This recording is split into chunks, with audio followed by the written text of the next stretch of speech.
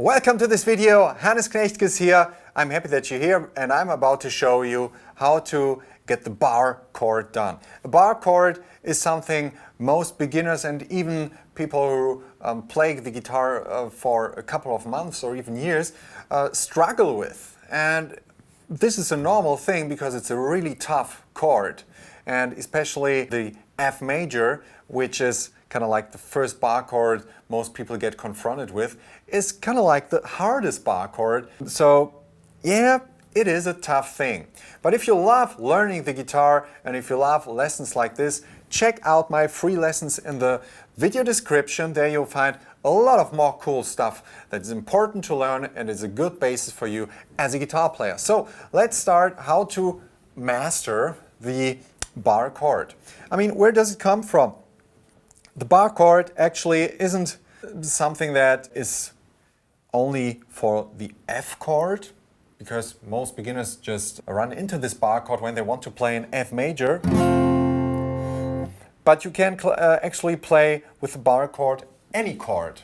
I mean, you can also play G like this, but you can also play a G with a bar chord. Or you can play an A minor, which you usually play like this. You can play with a bar chord. A bar chord just means that you have mostly your index finger barred over at least 2 strings. In most cases, what you are looking for, it's now over 5 or 6 strings. And that makes it so hard because especially the bar chord in the first fret here, the F chord is pretty hard because the tension here is pretty hard. The frets are far away from each other, and that makes it even harder.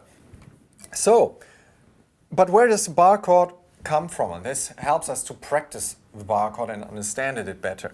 So, if you grab your E major chord like this, middle finger in the first fret of the G string, then the pinky in the second fret of the D string, and the ring finger in the second fret of the A string. And then you play all 6 strings.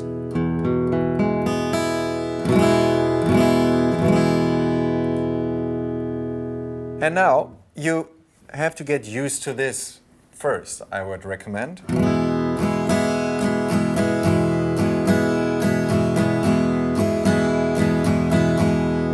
Yeah, because most players try to play a bar chord and never try to use their pinky before. And this is the first problem. Before we get our bar finger into action, please make your other fingers comfortable with the rest of the bar chord.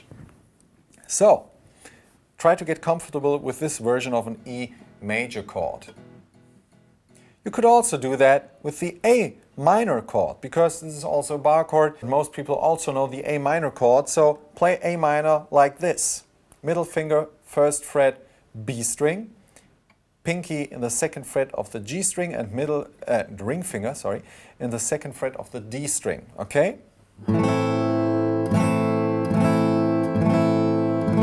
Feels pretty strange if you've never done it because you're so much used to not use your pinky within those chords. But it's really important to get those 3 fingers playing this stuff at once.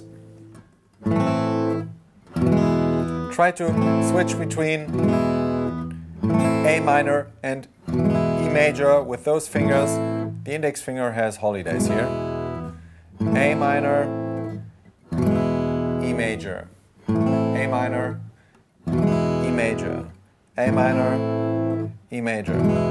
And do that, press pause and do that for, I don't know, 4 minutes, 5 minutes, whatever, and just get your fingers cool with this. Now, second step. You move that shape from E major. If you hear like 1, 2, 3, 4, 5 frets up. This already sounds cool. A lot of nice open strings going on there.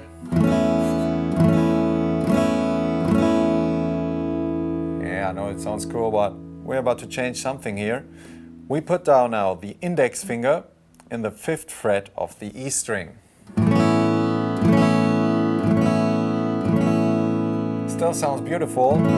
but now you're used to that E major shape that you brought up the neck, and you're using your index finger at the same time, but only on the E string.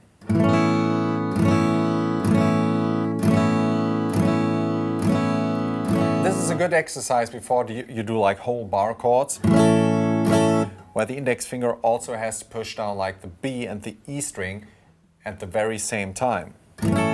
So get used to especially those 3 fingers here for that shape. So you can also shift that 2 frets up. Sounds beautiful too. To the 8th fret, I always talk, when I say 7th fret, I mean where the index finger is. Then the 8th fret, the 10th fret, 8th fret, 7th, 5th, 3rd, 2nd even, or even 1st fret, and open. This sounds huge, I think. Beautiful chords. So start out with the open strings here with the E major, then you go to the 1st fret, you shift everything 1 fret up and put your index finger on the 1st fret, push everything 1 fret up. This is a crazy beautiful chord. Another one, and then we jump to the 5th fret, to the 7th fret, 8, 10, and you have the space, pretty narrow here, 12th fret. But you get the idea. Get your fingers used to those shapes and those positions. Take a look at your thumb. Is it in position? Is it walking along with you? Because bar chords are always built on a lot of pressure, and it can happen that you're like having your thumb in the wrong position and you're not able to build up enough pressure to get the sound going. Okay, you can do the same thing with the A minor chord.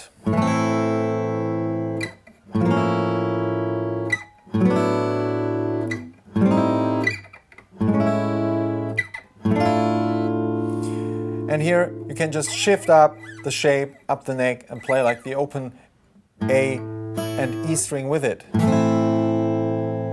And you can then put like the index finger, you shift the A minor shape 2 frets up, for example, then put the index finger in the 2nd fret of the A string. And then you do that in the 4th fret, in the 5th fret, beautiful, in the 7th fret, then in the 9th, in the 10th, on the 12th fret. So depending on the shape, on the string you start, certain frets and positions sound better than others, but keep in mind that it's just an exercise for your fingers here. Okay, now if we go back to our E major shape here, with the index finger having a vacation, and we shift it up 5 frets, so 1, 2, 3, 4, 5, and then we have the index finger on the 5th fret here on the E string. And now we start to lay down the index finger while those fingers here still stand straight, and this is the hard part. But your index finger is not lying like straight on it, but it's like kind of lying on the side, and it's kind of like a little hook here going on. You see? It's not like straight, it's kind of like, you know, half circle or something.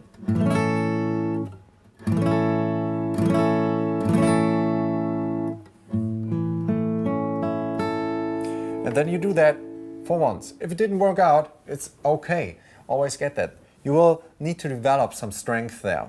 So, then you do it again. And give yourself a rest. Do it again. And do it again. Break. Make sure to check out where your finger actually is lying. It's a little bit lying on the side. You see, I have like the signs of the strings on the side of my index finger here. And Make sure the string gets not stuck, you know, in this part of your finger where you don't have like power enough. And experiment where the finger is placed the best. Sometimes it can happen that you're going too far over the fretboard. Still works, but it's really hard for me. So make sure you can build up pressure between the thumb and the index finger. And then you make rests. Rests are really important here to start over again and relax your hand to try it again. Because I think when you hold that for 30 seconds or a minute or something like this, your hand will be tired, and this is also no real life situations. You play chords like for a couple of seconds. You don't hold this chord for minutes, for ages or something like this. So try to build up the tension and release it. Do dry exercises like this.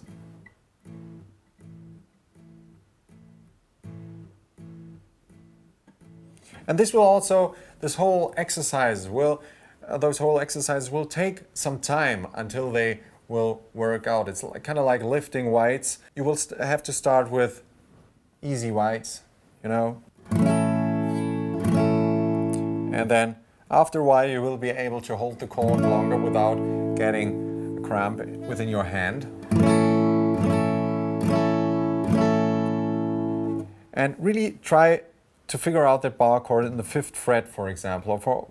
It's also okay in the 3rd fret, but I think in the 1st fret where the F is lying, oh man, this is a hard bar chord.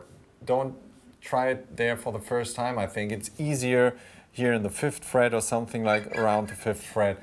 That's way easier. So I hope I could help you with all the tips for the bar chord and developing a good sounding bar chord. And always be true to yourself and honest to yourself and really check out what's going on.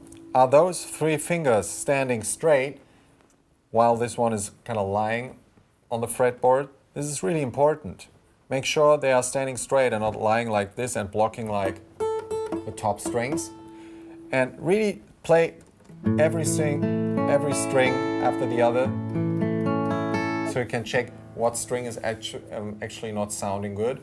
So, and this will take a while, as I said before, but give yourself time and don't be too frustrated or think that you're not talented enough. This is a tough chord. It took me a while to master it. It took every guitar player to master it a while. And the more time you invest in it and the more you practice it like this, that you give yourself also rest and do it again and do those dry exercises, the faster you will be able to do it. So have fun with this. If you have any questions, drop me a comment below. And if you love videos like this, videos for beginners and people who are a little advanced, and check out my free lessons in the video descriptions. There you'll find tons of cool videos for beginners and advanced players too, of course. And thanks for watching. See you in the next video. Take care. Bye.